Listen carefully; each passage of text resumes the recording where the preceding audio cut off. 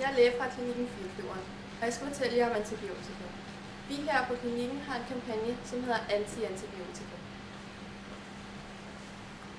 Patienten her er syg, og hun skulle derfor have haft antibiotika. Men så fordi hun har taget antibiotika hele sit liv, så har antibiotika ikke nogen virkning på de bakterier, hun har i sin krop. Bakterierne er blevet resistente. Når bakterier er blevet resistente, vil det sige, at bakterierne er blevet immune over for lægernes hjælpemidler.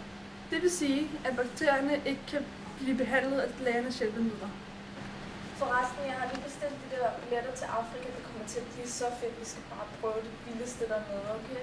Vi skal bare ud og se hele Afrika. Det kommer til at blive så sygt. Men jeg bliver lige nødt til at ringe dig op igen senere, for jeg skal lige finde ud af noget her på computeren. Jo, hej. Patienten her har kun taget antibiotika, når det var nødvendigt, og derfor er bakterierne ikke resistente over for antibiotika. Pas på med at tage antibiotika, hvis du har ondt i halsen. For ondt i halsen skyldes ofte en virus, og antibiotika kan kun behandles med bakterier eller infektioner. Tænk over jeres forbrug af antibiotika.